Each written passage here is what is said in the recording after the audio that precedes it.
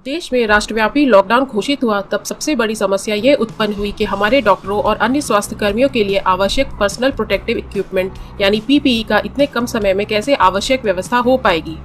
कई स्वघोषित एक्सपर्ट यहाँ भी सरकार को कोसने में जुट गए, परंतु जिस सरकार को वो कोसने में लगे हुए थे उसी सरकार ने कुछ ही महीनों में पूरी तरह से मानव कायाकल्प कर दिया। कभी पीपीई इंपोर्ट करने वाला भारत आज प्रतिदिन 2 लाख पीपीई किट तैयार कर रहा है। जी हाँ, प्रतिदिन 2 लाख पीपीई किट। फरवरी 2020 तक भारत में क्लास 3 लेवल के पीपीई किट तक नहीं बनते थे। उसके लिए भारत मुख्यतः चीन पर निर्भर था, लेकिन अब भारत पीपीई किट बनाने के मामले में दूसरे नंबर पर पहुंच गया है। भारत में बन रहे पीपीई किट अंतर्राष्ट्रीय मानक के हैं और बेहद सस्ते भी हैं। जब भारत में कोरोना ने पांव पसारना शुरू किया था तब भारत ने विदेश से 52,000 पीपीई किट खरीदे थे। उसके बाद भारत ने कोरोना का आंकड़ा बढ़ने लगा तो ये किट कम पड़ गए।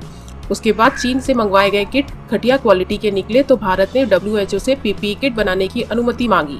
WHO से हरी झंडी मिलते ही भारत ने पीपीई किट बनाना शुरू किया और देखते ही देखते दुनिया में पीपीई किट बनाने के मामले में दूसरे नंबर पर आ गया।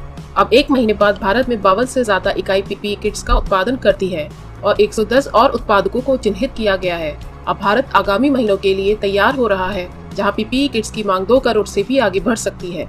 अब तक केंद्र सरकार ने लगभग 21.32 लाख पीपीई किट्स विभिन्न सरकारी अस्पतालों में वितरित करवाए हैं और लगभग 16 lakh PPE kits centre state buffer stock के रूप में रखा हुआ है।